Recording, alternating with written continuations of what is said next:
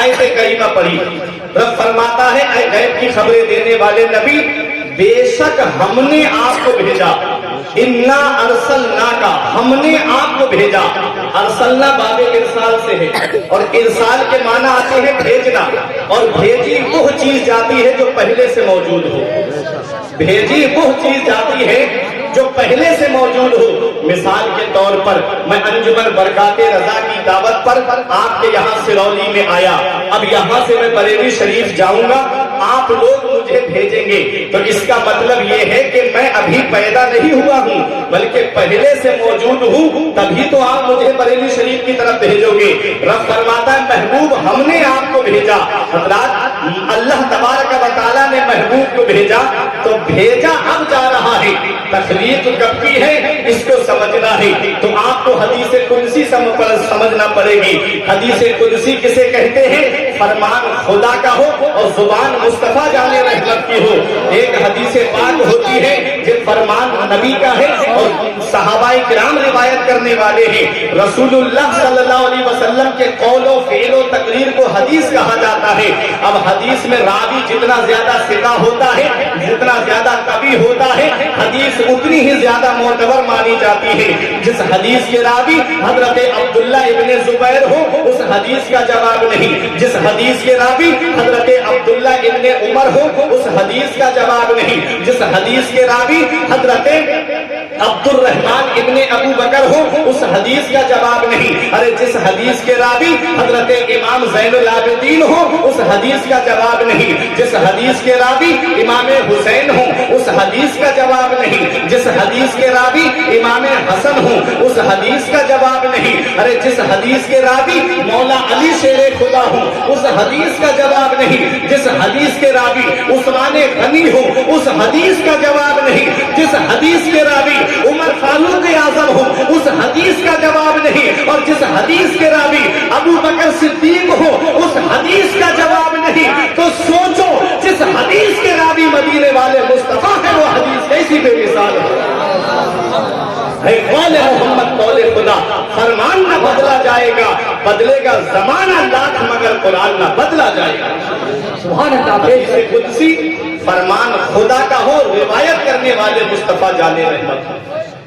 ایک یہ بھی وجہ بتائی جاتی ہے کہ قرآن کے علاوہ اللہ نے جو اپنے محبوب سے فرمایا اسے حدیث قدسی کہا جاتا ہے.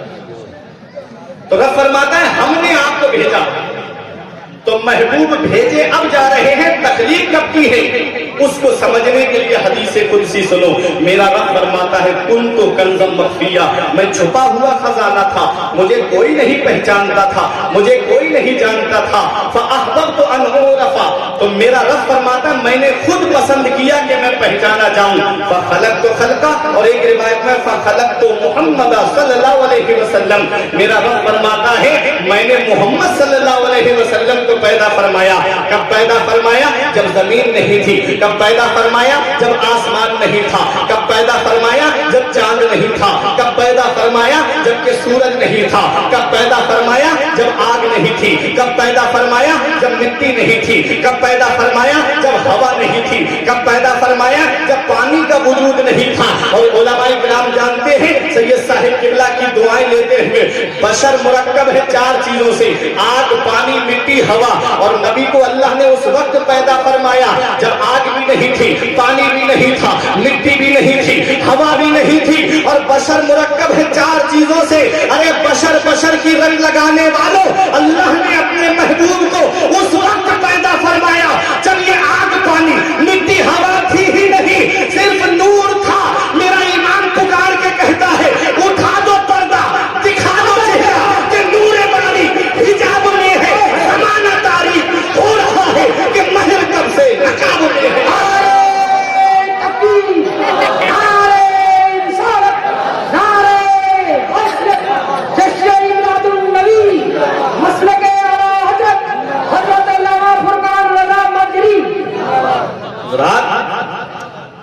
لباس بشریت میں محبوب کو کیوں بھیجا؟ تاکہ ہم گناہگار فیض حاصل کر سکیں. ہم گناہگار فیض حاصل کر سکیں. رب فرماتا ہے قل انما انا بشر مثلکم. محبوب اعلان کر دو، آپ کہہ دو. رب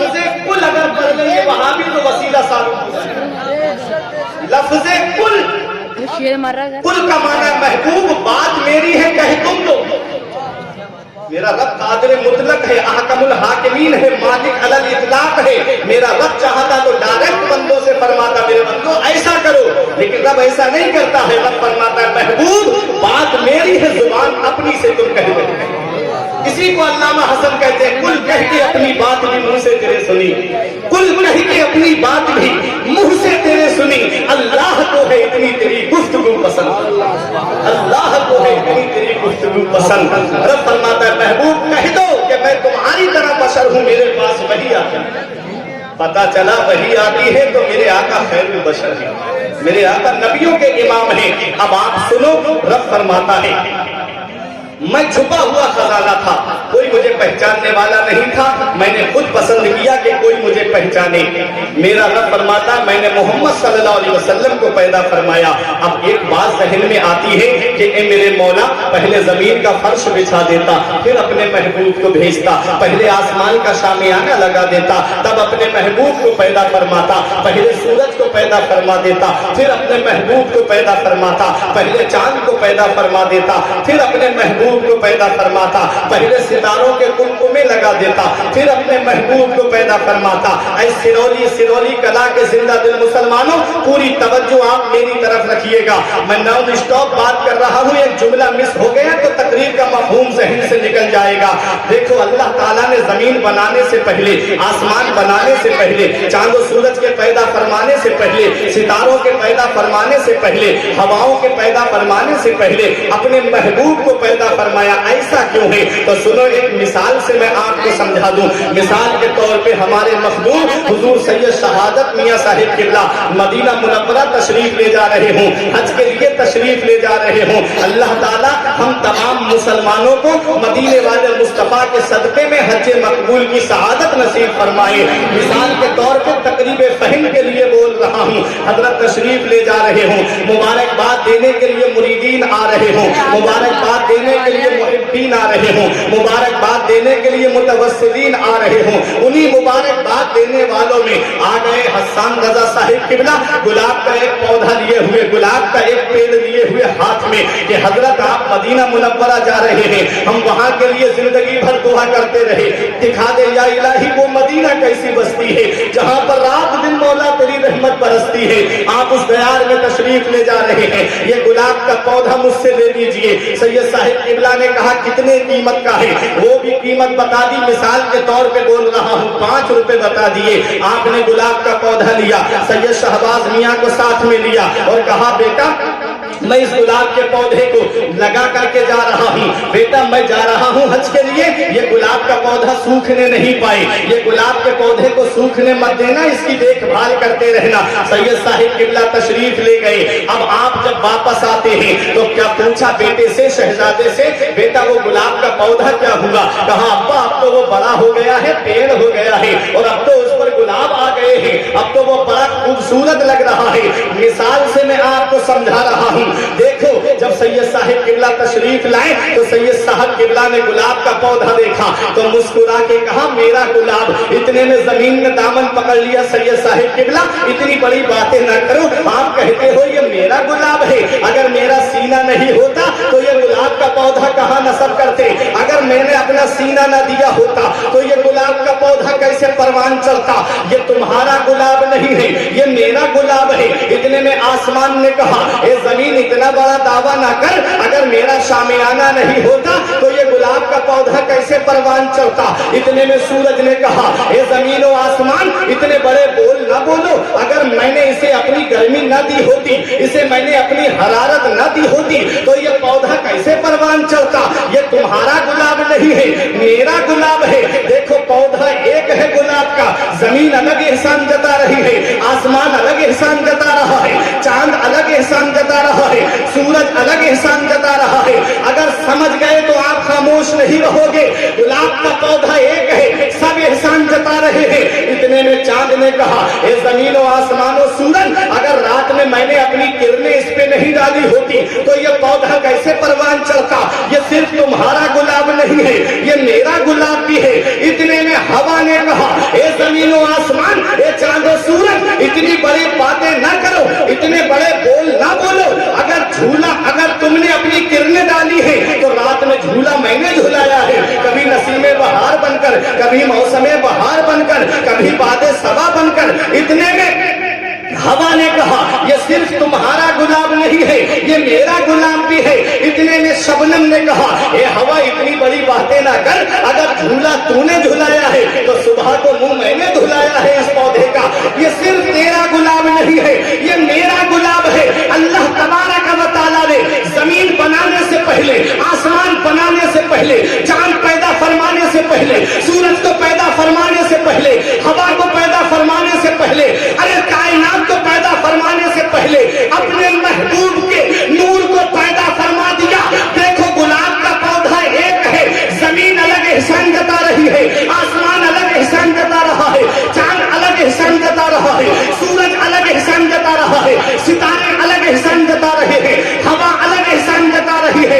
اس لیے پروردگار عالم نے اپنے محبوب کو ساری کائنات سے پہلے پیدا فرما کر یہ پیغام دے دیا، میرا یہ محبوب کسی کا احسان لینے نہیں آیا ہے بلکہ ساری کائنات پر احسان کرنے کے لیے تشریف لایا۔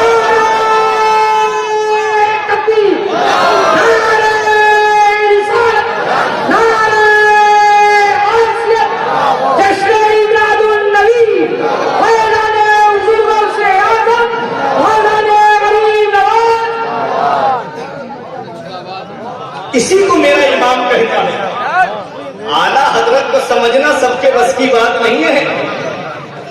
جہاں سب کی نظریں جھک جاتی ہے وہاں سے میرے امام کی نظریں اٹھتی ہیں۔ میرا امام کہتا ہے وہ جو نہ تھے تو کچھ نہ تھا، وہ جو نہ تھے تو کچھ نہ تھا، وہ جو نہ ہو تو کچھ نہ ہو۔ جان ہے وہ جہان کی، جان ہے وہ جہان کی، وہ اس دنیا کی جان ہے۔ وہ اندھے سوچیں جو کہتے ہیں نبی مر کے مٹی میں مل گئے، اگر نبی معاذ اللہ مر کے مٹی میں مل جاتے تو یہ کائنات کا نظام کیا ایسے ہی رہتا؟ وہ تو جان ہے اس جہان کی۔ موٹر سائیکل کی جان پٹرول ہوتا ہے، اگر ختم ہو جائے تو گاڑی آگے نہیں بڑھتی۔ گھڑی کی جان اس کا سیل ہوتا ہے، آپ اسے نکال لیجئے، جو سوئی جہاں ہے وہی رک جائے گی، اور جیسے ہی سیل ڈالا آپ نے گھڑی چلنا شروع ہو گئی، کیونکہ وہ گھڑی کی جان ہے۔ آپ سوچو آقا معراج کو تشریف لے گئے، بستر بھی گرم رہا، زنجیر بھی ہلتی رہی، پانی بھی بہتا رہا، کچھ سمجھے؟ آقا عالم کی جان ہے۔ جب آقا معراج کو تشریف لے گئے، ارے عالم کی جان آسمان پر چلی گئی، کائنات کی جو چیز تھی وہی روک دی گئی، وقت کی رفتار روک دی گئی، ہر چیز کو وہی ٹھہرا دیا گیا۔ اور جب آقا معراج سے تشریف لائے، عالم کی جان آ گئی، بستر بھی گرم رہا، زنجیر بھی ہلنے لگی، پانی بھی بہا۔ جان ہے وہ جہان کی، جان ہے تو جہان ہے۔ اے نبی کا میلاد سننے والوں، میرے نبی کی عظمت دیکھو۔